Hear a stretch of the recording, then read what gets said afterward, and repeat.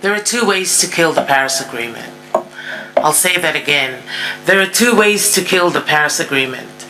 The first method was... Oh, thank you.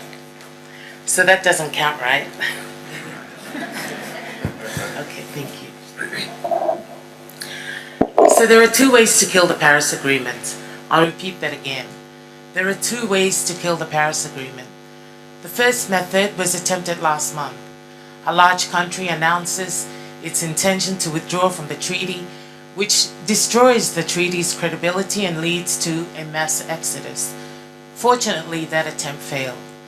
The outcry it provoked was swift, intense, and nearly universal.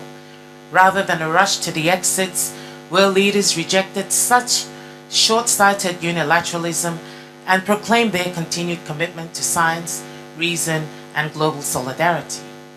The second way to kill the Paris Agreement is to bury it alive in political rhetoric.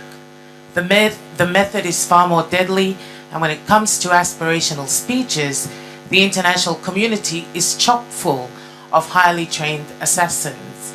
So we must all remain vigilant of our responsibilities under the Paris Agreement, lest we become complicit in its demise.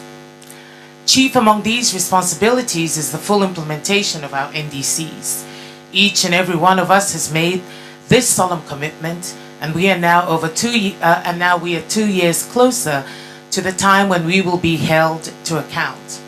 It is a significant number of if a significant number of countries fail to implement the NDCs, then the days of the Paris Agreement as a prominent international institution will be numbered. With regard to developing country NDCs, implementation is a collective responsibility. In submitting our NDCs, we have demonstrated our political will to be part of the global effort, but most of us lack the resources to fully implement them alone. Here, the Paris Agreement commits developed countries to provide the necessary assistance. In other words, the future of the Paris Agreement depends on building strong partnerships. Nauru is fully committed to the Paris Agreement, not just in terms of our rhetoric, but also our action on the ground. And we have submitted ambitious NDCs, and we are seeking partners to take the work forward. Honorable Prime Minister, the Republic of Fiji does the Pacific proud by taking on such an important leadership position within the climate change negotiations. As you know, the world is watching intently. Your prominent platform and considerable convening power presents a unique opportunity to highlight the opportunities and the challenges in the Pacific. The PCIDs have submitted detailed NDCs which are typically backed by even more detailed national sustainable development plans and project proposals.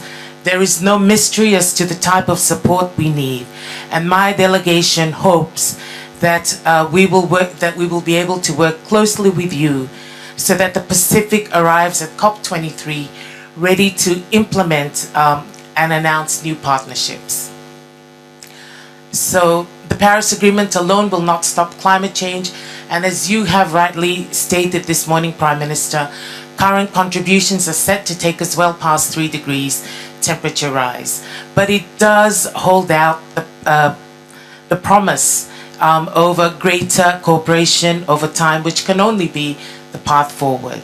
So, Honorable Prime Minister, thank you for convening this timely and important meeting, and thank you to your country for its warm and generous hospitality. Vinaka Vakalev.